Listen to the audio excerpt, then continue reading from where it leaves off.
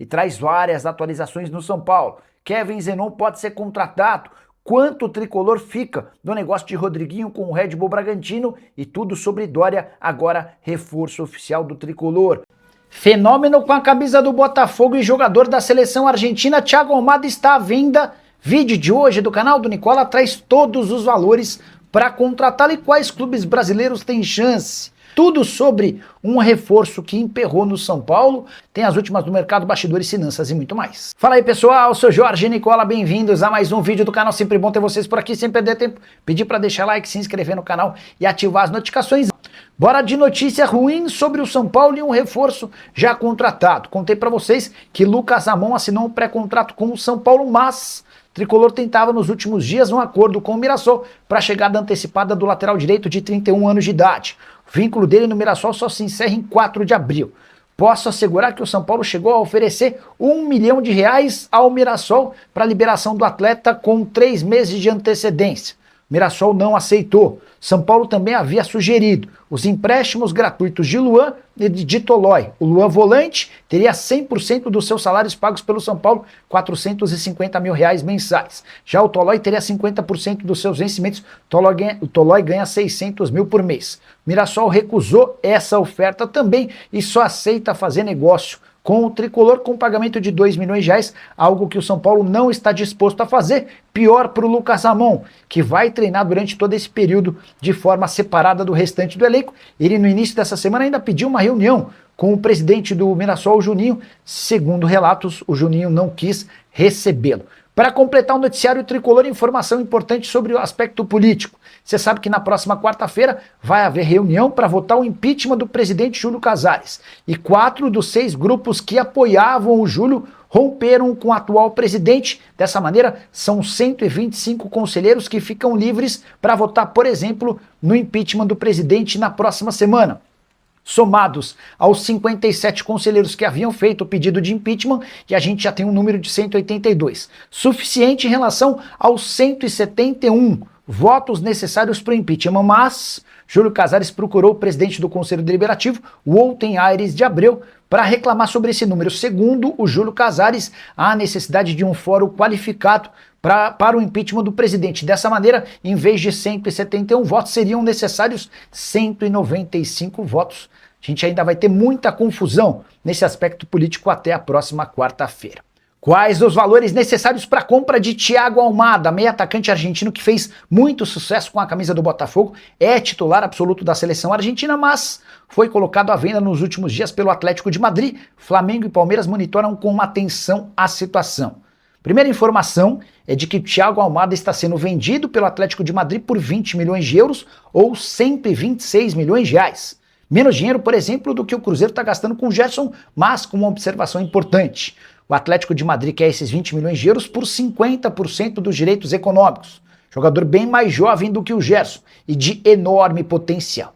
Uma coisa que pode pesar contra é seu salário. Ele ganha na casa dos 3 milhões de reais mensais com a camisa do Atlético de Madrid.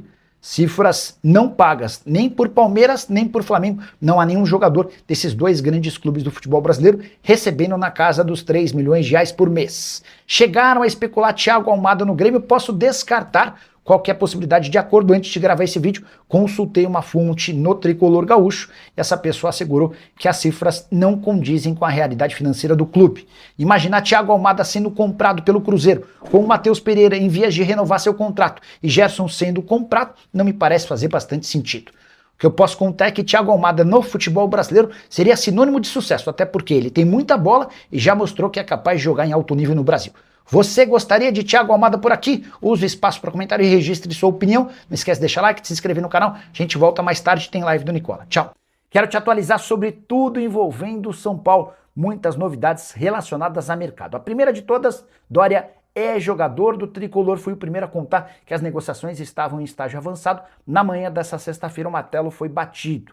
Dória vai assinar um contrato de 2 temporadas, é esperado ainda nessa sexta-feira em São Paulo para a realização de exames médicos e assinatura do vínculo. O Dória chega sem custos ao tricolor. Rui Costa e Amaury Nunes, o Rui executivo do São Paulo e o Amaury empresário do atleta, conseguiram convencer o Atlas a liberar o jogador sem custos. Importante contar também que o Dória chega ao Morumbi com aval de Hernan Crespo e Muricy Ramalho. A dupla gosta bastante do defensor, que conversava com outros times brasileiros, entre eles o Internacional, o Fluminense e o Corinthians. Mas a partir do momento em que o São Paulo entrou na disputa, o Dória decidiu fechar conversas com os outros times para se acertar com o tricolor, retornando ao Morumbi depois de 11 anos. Ele havia estado por empréstimo do Olympique de Marselha no São Paulo em 2015. Dória é o quarto reforço do São Paulo para 2025, antes Danielzinho, ex-Mirassol, Coronel, ex-New York City e também Lucas Ramon, que ainda não chegou, mas já assinou um pré-contrato. Esses três já haviam sido contratados. Para completar, queria falar sobre Kevin Zenón, atacante de 24 anos de idade, argentino que pertence ao Boca Juniors. Ele tem sido muito especulado no tricolor. O São Paulo adora esse jogador. Até separei uma frase de um dirigente do tricolor sobre esse atleta. O Zenón é um atleta jovem de grande projeção, multifuncional, com muita qualidade técnica. Teve uma ida frustrada à Europa e acabou baixando seu rendimento. Não fizemos nenhuma proposta por ele, até porque os valores devem ser bem altos. São Paulo tem toda a ficha técnica do jogador, mas assegura que não fez proposta. Imagino que para ter feito todo esse levantamento é porque o São Paulo tem interesse. Resta saber se vai haver possibilidade de negociação, até porque hoje o atleta é avaliado em pelo menos 6 milhões de euros e você sabe, o São Paulo não pode fazer investimentos altos. Uma possibilidade seria tentar um empréstimo desse jogador ou envolver alguém na troca. Zenón, que disputou 33 partidas e 4 gols na última temporada, mas não é titular do Boca desde a metade do ano. Para completar, trazer detalhes do acordo entre São Paulo e Red Bull Bragantino pelo Rodriguinho. Meu atacante de 21 anos de idade está sendo comprado por 3 milhões de dólares, que equivalem a 16 milhões e 200 mil reais. Nicola, só isso? Importante registrar que o Rodriguinho tem contrato com o São Paulo somente até dezembro. Se não vendê-lo agora, o Rodriguinho vai poder assinar um pré-contrato com qualquer time do Brasil ou do exterior em julho, saindo de graça do São Paulo em dezembro. O negócio não foi fechado ainda, porque São Paulo e Red Bull Bragantino querem esperar pela votação do impeachment do presidente Júlio Casares. A reunião estava marcada para a próxima quarta-feira, mas ficou para sexta-feira. A saideira sobre essa questão envolvendo o Rodriguinho, além dos 3 milhões de dólares, o São Paulo ainda fica com 15% do valor de uma venda futura.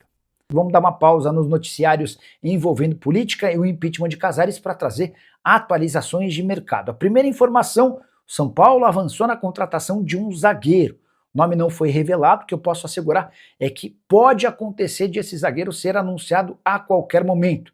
Trata-se de um atleta que foi recentemente oferecido ao São Paulo. Tricolor que já fechou com Lucas Ramon para a lateral direita, o São Paulo que já tem Danielzinho como volante e também se acertou com o goleiro Coronel, que pertencia ao New York City. O que se sabe é que esse zagueiro chegaria a custo zero e voltaria a jogar no Morumbi. Só para completar, acrescentar também que em relação à pedida do Dorival Júnior, o técnico do Corinthians, ele quer contar com o Alisson. Num primeiro momento, o São Paulo é contrário à liberação do Alisson, a menos que surja uma possibilidade interessante de negociação. E dentro do São Paulo, discutiu-se a possibilidade de o Ranieri, primeiro volante do Corinthians, ser envolvido nessa negociação. Mas o Timão não pretende liberar o Ranieri por entender que ele exerce uma função que poucos dentro do elenco corintiano são capazes. O que você pensa sobre essa troca entre Ranieri e Alisson? Você acha que quem se daria melhor ou é uma troca equilibrada? Já usa espaço para comentário e registra a sua opinião, beleza? O Ali Jave estava pedindo para falar sobre o Casares. Houve uma reunião na tarde dessa terça-feira de membros do Conselho Consultivo. Essa reunião, na teoria, teria que ter acontecido no Morumbi, mas ela aconteceu no escritório do Ives Gandra, que é um cara super importante dentro do São Paulo, enfim. Dos 9 participantes, 8 se mostraram favoráveis a que o Júlio Casares continue e que apresente sua defesa. O Júlio participou da reunião e fez suas explicações. Um dos presentes nesse conselho consultivo sugeriu que o Júlio Casares renuncie. É importante registrar que o Júlio virou alvo de uma investigação da polícia que tem a ver com saques recorrentes da conta do São Paulo. Então tudo começa com a constatação de que o São Paulo teve entre 2021 e 2025 35 saques e cerca de 11 milhões de reais deixaram de estar nos cofres do São Paulo, tá? Essa é a primeira informação. A segunda informação: O Júlio Casares, entre 2023 e 2025, recebeu em sua conta R$ 1,5 milhão em depósitos de dinheiro. Sabe quando você junta um bolinho de R$ 49 mil, coloca num envelope, vai até a caixa e faz o depósito? Isso é absolutamente incomum. Na era do Pix, na era das transferências online, você faz tudo de forma online. A menos que você seja muito antiquado, você seja muito antigo, ou que você não queira que essa transferência seja rastreada. Se eu fizer uma transferência para o Joãozinho, da minha conta para a conta do Joãozinho, essa transferência vai ser rastreada. Se alguém pega um bolo de dinheiro, R$ 50 mil, vai no caixa e preenche lá 50 mil, faz o depósito, você não consegue saber se quem essa pessoa anunciou que está fazendo o depósito de fato fez. Enfim, por que esse R$ 1,5 milhão depositados na conta do Júlio em dinheiro, em espécie, causaram tanta surpresa, revolta e deixaram a situação do Júlio muito complicada? O Júlio ganha, como presidente do São Paulo, um salário de 27 mil, vou trazer o número certinho, tá? R$ 27.500. Entre salários de janeiro de 23 a maio de 2025, o Júlio recebeu R$ 617 mil. Ele tem salário no São Paulo, tá? Ele é um dos poucos presidentes no Brasil que tem direito a salário. Só que ele recebeu do São Paulo entre janeiro de 23 e maio de 25, 617 mil. Só que a conta dele movimentou 3.200.000 reais. Por isso você já começou a desconfiar desses 2.600.000 reais que entraram sem lastro salarial. Entraram sem ter relação com o salário. Ele pode ter alguma participação da Record, onde ele trabalhou, ele pode ter participação em algum outro negócio que ele tem, só que desses 2.600.000, 1,5 milhão veio de depósitos em dinheiro. E é isso que ele vai precisar explicar. Eu soube que havia um planejamento para que nessa quarta-feira o Júlio convocasse uma entrevista coletiva e prestasse esclarecimento sobre o tema. Acho urgente, urgentíssimo, né? Até porque a pressão é grande, torcida organizada independente já se manifestou, eu até ler o que a Independente escreveu. Estamos exigindo imediatamente a renúncia desse corrupto covarde que enganou a todos nós. Puta decepção do caralho. Não existe perdão para quem roubou o tricolor. 22 milhões de torcedores apaixonados pelo São Paulo foram assaltados. A Dragões da Real também saiu nessa linha, permanecer no cargo e insistir no erro, prolongar a crise e submeter o São Paulo a um projeto personalista, colocando o clube abaixo de vaidades individuais. Jefferson Matos, Alan do Flamengo no São Paulo avançou. Jefferson, entre São Paulo e Alan, tá tudo certo. Fechado, esquematizado, salário, tempo de contrato, luva. Nem tem luva, né? Porque, e também não tem. O salário está acertado, porque a ideia do São Paulo é ter o Alan por empréstimo de uma temporada. O grande ponto é que o Flamengo prefere vender o Alan do que emprestar. Então, é possível que o Flamengo adie essa resposta. E aí vale a lembrança de que o José Botto, o executivo de futebol do Flamengo, está de férias e só volta no dia 15 de janeiro. Pelo menos foi isso que eu ouvi de um dirigente do São Paulo, tá bom? O Flamengo dá sinal verde e São Paulo avança por contratação de Alan.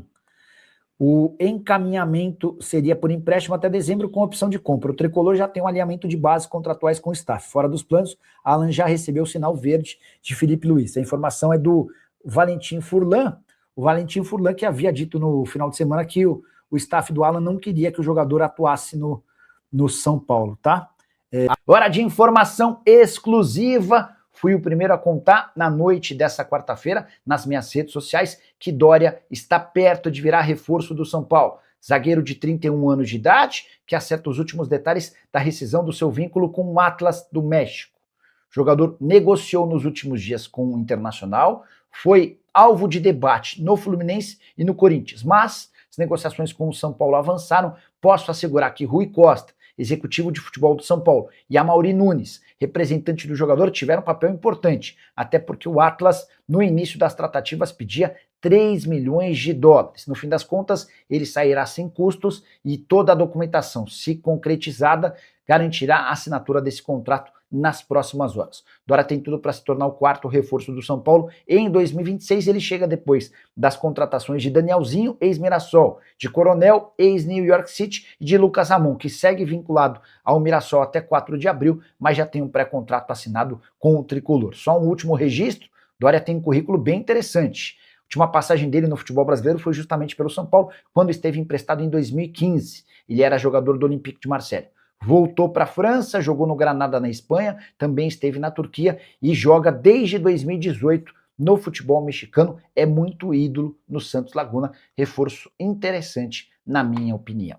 Preciso falar agora sobre o Red Bull Bragantino, que está perto de anunciar a contratação de um jogador do São Paulo. Trata-se de Rodriguinho, meio atacante de 21 anos de idade, cujo vínculo no tricolor se encerra em 31 de dezembro. O São Paulo e Rodriguinho não conseguiram avançar na renovação do contrato. Até por isso, o acordo com o Red Bull Bragantino foi a melhor saída. O São Paulo fica com uma quantia em dinheiro não revelada e ainda mantém um percentual pequeno de uma venda futura. Hoje, o São Paulo é dono de 90% dos direitos econômicos. Rodriguinho que perdeu espaço no segundo semestre do ano passado, especialmente por causa da dificuldade na renovação do contrato. Seus números em 2025, 29 jogos, 1 gol e 2 assistências. Rodriguinho, que também recentemente esteve nos planos do Botafogo, ele quase foi envolvido numa troca.